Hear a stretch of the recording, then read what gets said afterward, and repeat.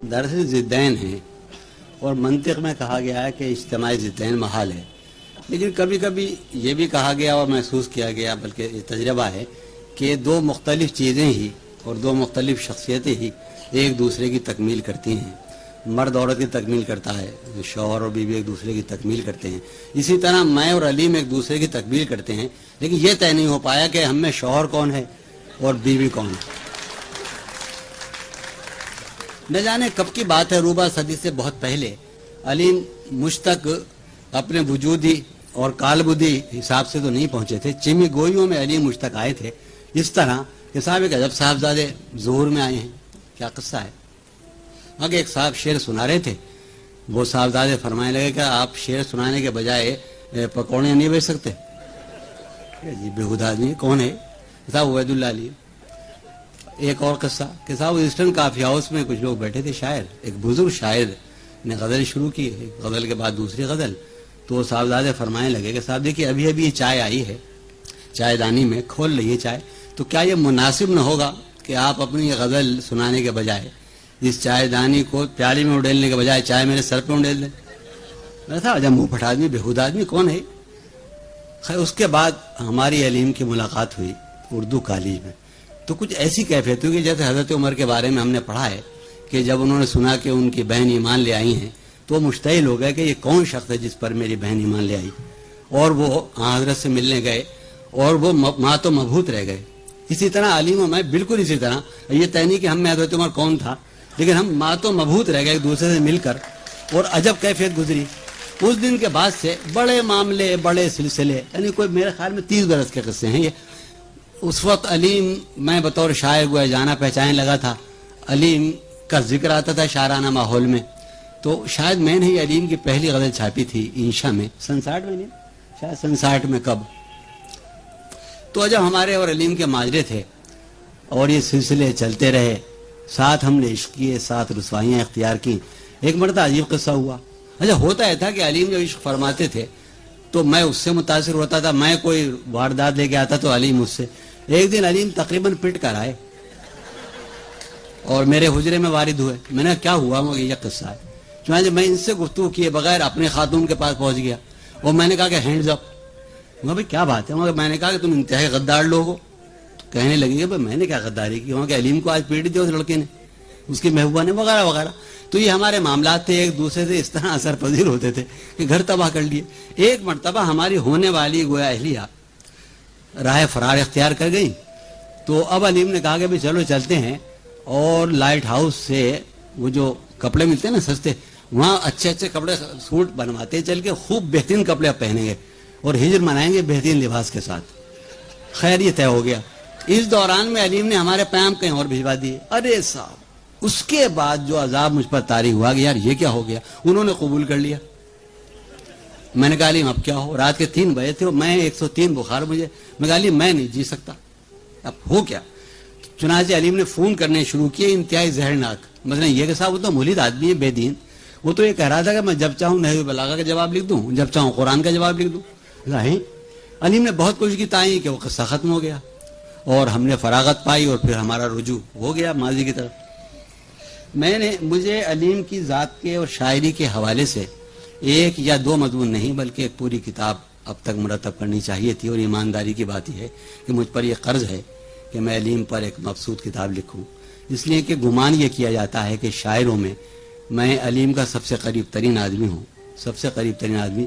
अब ये एजाज़ है या वजह ज़िल्लत ये तय नहीं कर सका, लेकिन है यूं ही कि हम एक दूसरे के करीब तरीन आदमी हैं। इस दौरान में 10 बरस का अलीम जो ज़ोहर में आया है वो मुझे ज़्यादा पसंद नहीं है, लेकिन बहरहाल हमारे मामलात वही हैं। अभी पिछले दिनों हमारा इलाज दरपेश था तो पैसे नहीं थे हमारे पास, अब क्या हो? हमने अलीम को फ़ोन किया यार पैसे नहीं हैं और हमें आँख को पंक्चर कराना है और 50 रुपये रोज़ का किस्सा खर्च, तो अब क्या होगा? कोई परवाह नहीं। तो उन्होंने डॉक्टर खुर्शीद को भेजा और रुपये भेजे। ये मामले हैं हमारे, मिलते नहीं हम लोग। तो उन अलीम के बारे में मुझे गुफ्तगू करनी है।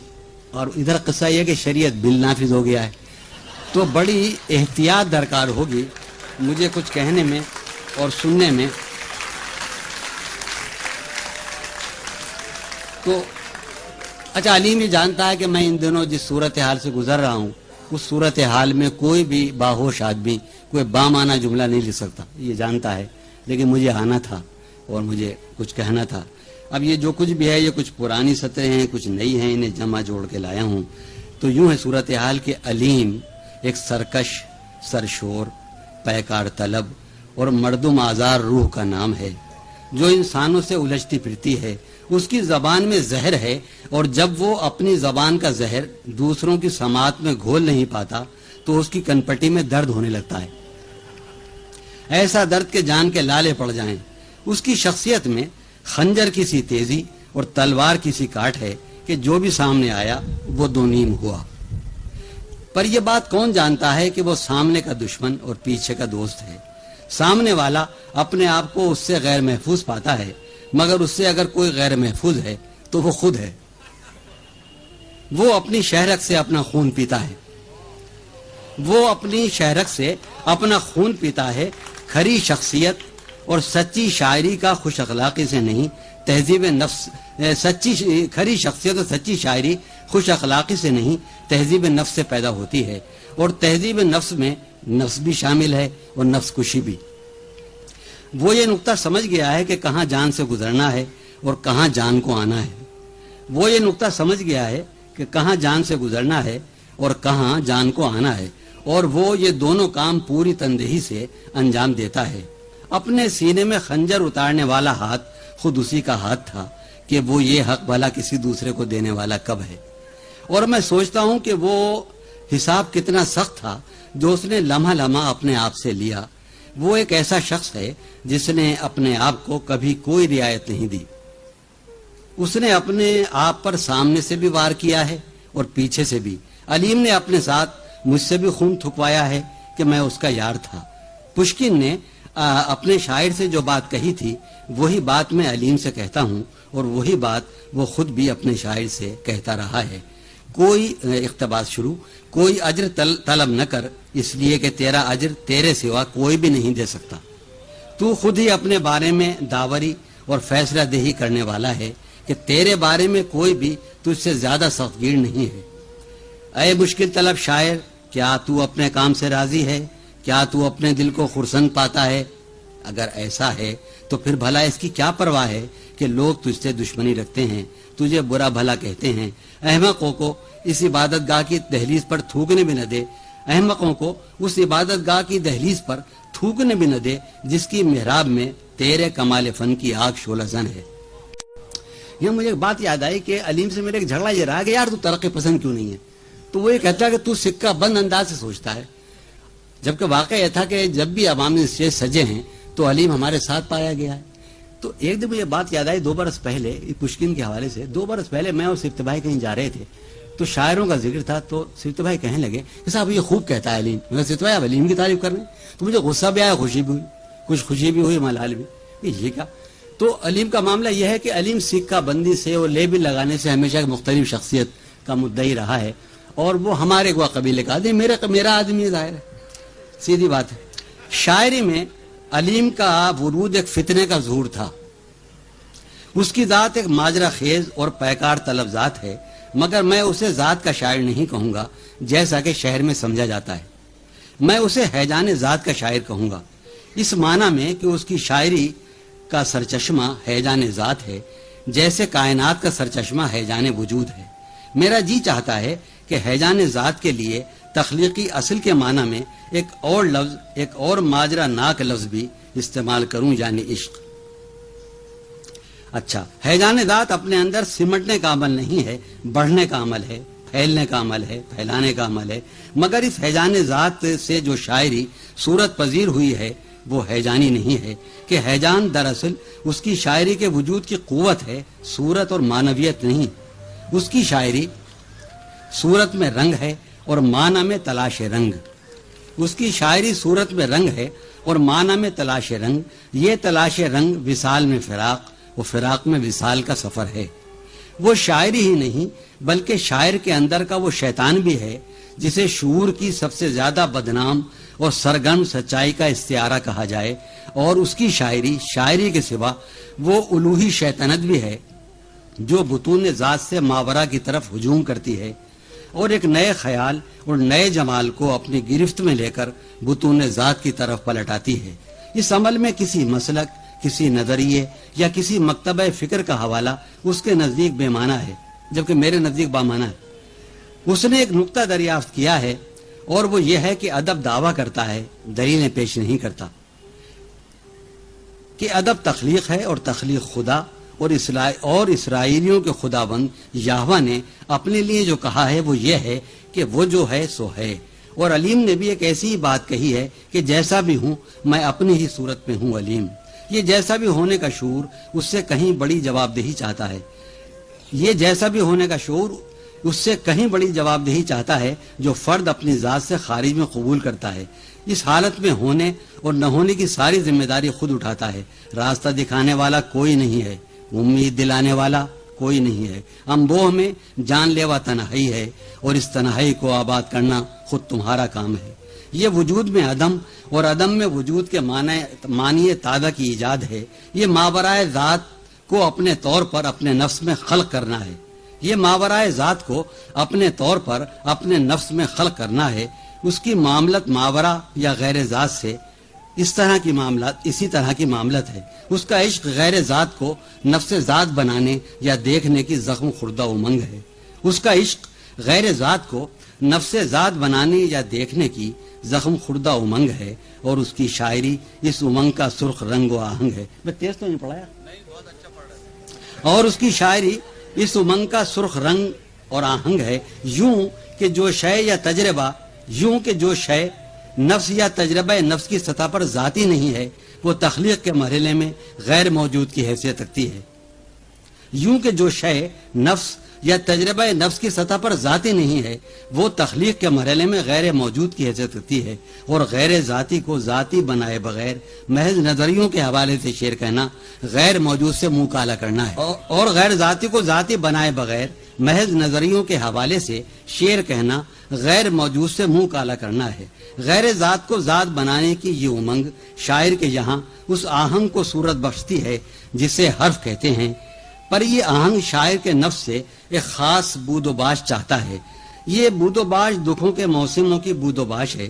اس کے لیے موسموں کے عذابوں کی فصلیں کاٹنی پڑتی ہیں، اور صورت زخم سے آواز سننے کا سلیقہ سیکھنا پڑتا ہے، اور علیم نے یہ سلیقہ سیکھ لیا ہے۔ مجھے علیم کو دیکھ کر عرفی کا خیال آتا ہے۔ عرفی کی شخصیت کو ہمیشہ مسحوریت کے ساتھ دیکھا گیا ہے۔ عرفی کو زہر دے دیا گیا تھا اور وہ جوان مر گیا تھا۔ علیم اردو کا وہ عرفی ہے جو زہر کھا کر بھی زندہ ہے۔ ایسا ہی طرحدار، ویسا ہی تناز، ویسا ہی شفق فام، اور ویسا ہی انا پرست۔ وہ محض ایک شاعر نہیں ہے، ایک اسلوب بھی ہے۔ لفظ سے اس کی وہ معاملت ہے جو ایک قرضدار سے سود خوار قرض خواہ کی ہوتی ہے۔ لفظ سے اس کی وہ معاملت ہے جو ایک قرضدار سے سود خوار قرض خواہ کی ہوتی ہے۔ وہ لفظوں کا سود خوار ہے، اور لفظ سے ایک کے دو وصول کرتا ہے۔ اور میرے خیال میں شاعری ہے بھی ایک ایسا ہی معاملہ جس میں لفظ سے وہ کچھ وصول کر لیا جائے جس سے اس کی جیب خالی دکھائی دے۔ میں یہ بھی کہنا چاہتا ہوں کہ شعر اس کے یہاں ہنر نہیں ہے، کہ ہنر ذات کے مساوی نہیں ہوتا۔ میں یہ بھی کہنا چاہتا ہوں کہ شعر اس کے یہاں ہنر نہیں ہے، کہ ہنر ذات کے مساوی نہیں ہوتا، بلکہ شعر وہ چیز ہے جسے یونانیوں نے فضیلت سے تعبیر کیا ہے۔ اس فضیلت نے نغمگی کا لباس پہنا ہے، نغمگی جو اس کے شعر کی سب سے بڑی شناخت ہے۔ اس کی تمام غزلوں میں گائے جانے کی جو بے پناہ صلاحیت پائی جاتی ہے، وہ اس نسل کے کسی بھی شاعر کی غزلوں میں نہیں پائی جاتی۔ اس کا شعر احساس جمال کی انفرادیت پسند روح کا نغمہ ہے جو ذات اور کائنات میں آواز کا رشتہ قائم کرتا ہے۔ میں نے ہیجان ذات کے لیے ایک خاص سیاق کلام میں ابھی عشق کا لفظ استعمال کیا تھا۔ علیم اپنی بنیاد اور نہاد میں عشق، غیر مشروط اور غیر مدلل عشق کا آدمی ہے۔ اس کے نزدیک عشق کی سب سے بڑی دلیل خود عشق ہے۔ اور اس نے مجھے ہر لمحہ اور ہر نفس یہی تعلیم دی کہ اے یار عشق اختیار کر۔ یاد دارم کہ شام گاہاں کہ باد عطر بیز در ودش بود وہ ساغر میں در گردش عبید اللہ العلیم بامن گفت یارا خدارا عشق بیاموز عشق بورز گفتم یارا جگر فگارا تو عشق چه یافتی کہ مرا این اندرز می دهی جوہر ذات من عقل است و عقلا نیست مرا با عشق چیکار کار من از کار تو صاف تر است تو خداداری وہ من خدارا وہ حتی خدرا ہم ندارم غرض علیم میرا معلم عشق تھا اور میں ایک بدشوق طالب علم جب میں نے دیکھا کہ علیم کے قریب رہ کر میرے اندر بھی عشق اور خود سپاری کے جراثیم پیدا ہوتے جا رہے ہیں تو میں نے اس شہر سے فرار اختیار کیا اور یہاں سے جا کر علیم کو ایک خط لکھا. اب وہ حضرت اب آپ وہ خط سنیے. جی سنا دوں یا نہیں؟ سناؤں. جانے کب کی بات ہے، 67 کی کب. غرض علیم میرا معلم عشق تھا اور میں ایک بدشوق طالب علم جب میں نے دیکھا کہ علیم کے قریب رہ کر میرے اندر بھی عشق اور خود سپاری کے جراثیم پیدا ہوتے جا رہے ہیں تو میں نے اس شہر سے فرار اختیار کیا اور یہاں سے جا کر علیم کو ایک خط لکھا. اب وہ حضرت اب آپ وہ خط سنیے. جی سنا دوں یا نہیں؟ سناؤں. جانے کب کی بات ہے، 67 کی کب کی. میں ہوٹل میں کہیں تھا، 11 دسمبر 1968. اے علیم، قبل و کعبہ حضرت عبید اللہ علیم مدد اللہ کے نام. اے علیم، اے بہار زخم چکاں، موسم گل کی لال رنگ خزاں. اے زلیخا پناہ کشور فن، کچ کلاہ دیار دشت سخن. کچ کلاہ دیار و دشت سخن. اے غزال غزل، غزل کے شہید، آج کے چارہ ساز کل کے شہید. اے ادب آشنائے مجلس غم. اے غزال غزل، غزل کے شہید، آج کے چارہ ساز کل کے شہید. اے ادب آشنائے مجلس غم، حالت افزائے حلقہ ماتم. 9-10 12 میں ضرور جاتا ہے پٹیل پارک. اے ادب آشنائے، میں کبھی کبھی نہیں بھی جاتا. اے ادب آشنائے مجلس غم، حالت افزائے حلقہ ماتم. اے انیس دل دل افگاراں، شاہد شاہدان شہر مغاں. وہاں سے ناشاد آ گیا ہوں میں، حیدرآباد آ گیا ہوں میں. جانے اس وقت تو کہاں ہوگا، میں نہیں ہوں جہاں وہاں ہوگا. جانے اس وقت تو کہاں ہوگا، میں نہیں ہوں جہاں وہاں ہوگا. چاندنی لے کی کھل رہی ہوگی. علیم یاد ہے وہ؟ چاندنی لے کی کھل رہی ہوگی، درد کی داد مل رہی ہوگی. چاندنی لے کی کھل رہی ہوگی، درد کی داد مل رہی ہوگی. حلقہ نقطہ پروراں ہوگا. اطہر بھائی، اسد احمد خان، راحت سعید، محمد علی ہے نا، حسن عابد، ہائے ہائے. حلقہ نقطہ پروراں ہوگا، یار یاروں کے درمیاں ہوگا. ایک فضا بے وبال جاں تو ملی، ایک فضا بے وبال جاں تو ملی، کہیں مجھ سے تجھے اما تو ملی. بند وہ حجرے جنوں تو ہوا، چند روزہ سہی سکوت ہوا. کرب جاں کا بہانہ جو نہ رہا، اب تو آشوب ہاؤ ہو نہ رہا. اب کہ جب میں ہوں ایک دور نشیں، اب تو وہاں فتنہ و فساد نہیں. شیر ارشاد ہو رہے ہوں گے، شیر ارشاد ہو رہے ہوں گے، زخم زخموں کو دھو رہے ہوں گے. شیر ارشاد ہو رہے ہوں گے، زخم زخموں کو دھو رہے ہوں گے. زخم اطہر، اطہر بھائی مرحوم، زخم اطہر مہک رہا ہوگا اور سینہ دہک رہا ہوگا. زخم اطہر مہک رہا ہوگا اور سینہ دہک رہا ہوگا. جب وہ کوچے میں جانے جا کے گئے، تضمین ہے ٹکڑا، سرگراں در پر سرگراں کے گئے، اس کا انجام کیا ہوا آخر. شام آزردگی بتا آخر، مثل باد صبا گئے تھے وہ، چند ساتھ وہاں رہے تھے وہ. ان پر وہ مہرباں ہوا کہ نہیں، کاروبار جنوں چلا کہ نہیں. اے علیم، اے نوا تراز حزیں، یار تسکین بخش و بے تسکین. تو بہت یاد آ رہا ہے آج، دل زدہ ہائے تیری سیے علاج. چارہ گر ہائے تیری بیماری، ہائے بیمار تیری دلداری. فرض یاری نبھانے والے، میرے دکھ میں کراہنے والے. فرض یاری نبھانے والے، میرے دکھ میں کراہنے والے. شعلہ سامان جذبہ جانسوز، حرم عشق کے نیاز آموز. جادہ بندگی کے تند خرام، عشق میں خود سپردگی کے امام. میری اصلاح ہے تجھے منظور، یعنی ڈھہ جائے میرا قصر غرور. نہ رہے مجھ میں خیشتن داری، ہو انا نظر ناز برداری ہو اپنی اصلاح کر رہا ہوں میں، پندگر لے بکھر رہا ہوں میں۔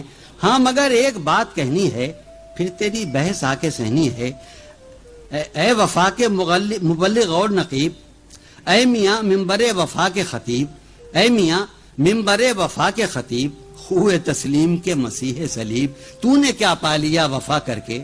ہاں ذرا میرا سامنا کر کے مسمار اپنا قصر انا، داور حرف تو مٹا کے بنا۔ اس شاعری کے حوالے سے بات نہیں، زندگی کے معاملات کے حوالے سے، بننا مٹنا۔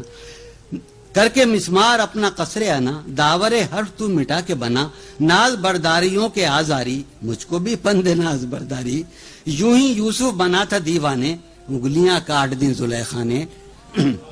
زوجہ اولین کی بات ہے، یوں ہی یوسف بنا تھا دیوانے، انگلیاں کاٹ دی زلیخا نے۔ دوسری ایک مثال بھی سن لے، ذکر امکان حال بھی سن لے، یعنی شیوا ہماری لیلا کا، زخم جلتا ہے دل میں فردا کا، وہی خاطر وہی خرام نہ ہو، یہ بھی اس زہر ہی کا جام نہ ہو، جس نے تجھ کو ہلاک کر ڈالا اور مجھے سہمناک کر ڈالا۔ زخم چابوں کے خون تھوکوں میں، کیسے ممکن ہے سر جھکا دوں میں ہوں یا تو ہو لا زوال ہیں ہم، میں ہوں یا تو ہو لا زوال ہیں ہم، خالق حسن خد و خال ہیں ہم سے ہیں اشوہائے عشق انگیز، ہم ہیں یزدان دہر خوباں خیز، ہم سے ہیں اشوہائے عشق انگیز، ہم ہیں یزدان دہر خوباں خیز۔ سن حقیقت کہاں مجاز کہاں، ہم کہاں سجدہ نیاز کہاں۔ مجھ پر لعنت بھیجیے، ذکر علیم کا تھا، علیم کے وجود کی عشقاگینی، علیم کے وجود کی عشقاگینی ہی اس کے یقین اور ایمان کا جوہر ہے۔ ایک صاحب یقین اور صاحب ایمان آدمی کتنا ثابت اور سالم ہوتا ہے، اس کا اندازہ مجھے علیم ہی میں سے گزر کر ہوا۔ ایک صاحب ایمان اور صاحب یقین آدمی کتنا ثابت اور سالم ہوتا ہے، اس کا اندازہ مجھے علیم ہی میں سے گزر کر ہوا۔ اس کی شخصیت کی ثابتی اور سالمی پر رشک کرنے، صرف رشک ہی نہیں، حسد کرنے، اس سے چڑھنے، اس پر جھنجلانے، وہ جھنجلا کر گالیاں دینے کا جس محروم یقین اور محروم ایمان آدمی کو سب سے زیادہ حق پہنچتا ہے، وہ میرے سوا اور کوئی نہیں۔ شاعروں میں میرا سب سے محبوب آدمی علیم ہے، وہ مجھ سے جونیئر ہے، مگر میری شاعرانہ ذات کی توسیع میں سب سے بڑا کردار اسی نے ادا کیا ہے۔ دکھ یہ ہے کہ اب وہ مرد باصفہ بن گیا ہے۔ نصیر ترابی راوی ہیں کہ علیم پر نماز کے دوران گریہ طاری ہو جاتا ہے، اور خود موصوف نے بھی فرمایا ہے کہ میں سجدے میں رات رو رہا تھا، پوچھا نہیں اس نے کچھ نسب کا۔ میرا حال یہ ہے کہ مجھ دوزخی کو اس کے رونے پر رونا آتا ہے، میرا حال یہ ہے کہ مجھ دوزخی کو اس کے رونے پر رونا آتا ہے۔ اس نے داڑھی بھی چھوڑ دی ہے اور شراب بھی۔ میں مردود بارگاہ الہی اور مطرود حضرت سمدیت پناہی، نہ داڑھی چھوڑنے کی توفیق رکھتا ہوں نہ شراب۔ وا دریغا میں اور میرا یار جانی، ہم دونوں کتنے اجنبی ہو گئے ہیں، یار جانی لوٹ بھی آ، یار جانی لوٹ بھی آ۔